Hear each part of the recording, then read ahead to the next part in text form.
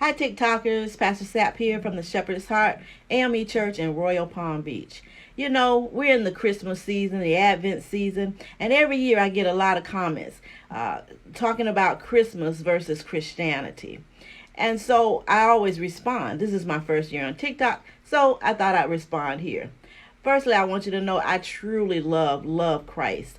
And I love Christmas. The whole thing, the tree, the decorations, the gathering of the family.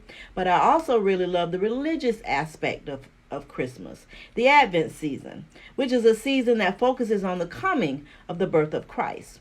So one of the most questions I get was, Christmas is not in the Bible. No, it's not. There's no evidence that early Christians celebrated the birth of Christ, but you know what else? Neither was your birthday. And you celebrate that. I'm just saying. Understand, though, that Christianity began after the resurrection of Christ.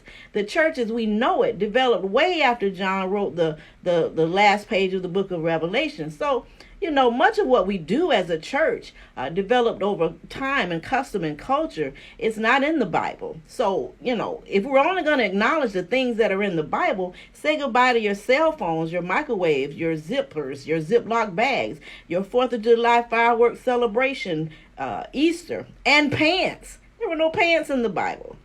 Another common comment is Jesus wasn't even born on December 25th. And that's true.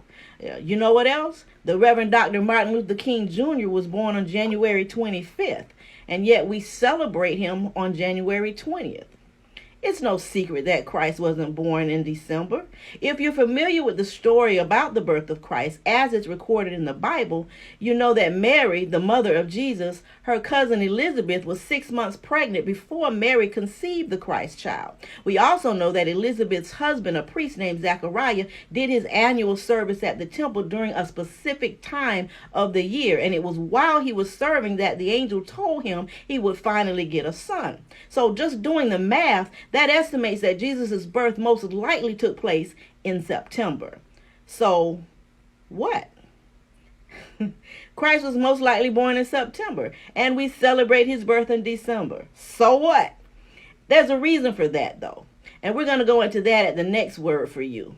But the bottom line is this. I don't think Christ even cares when we acknowledge his birth or even if we acknowledge his birth. What's important is knowing and remembering the reason for his birth to offer salvation to all who believe. Until next time, I love you all because I love you each.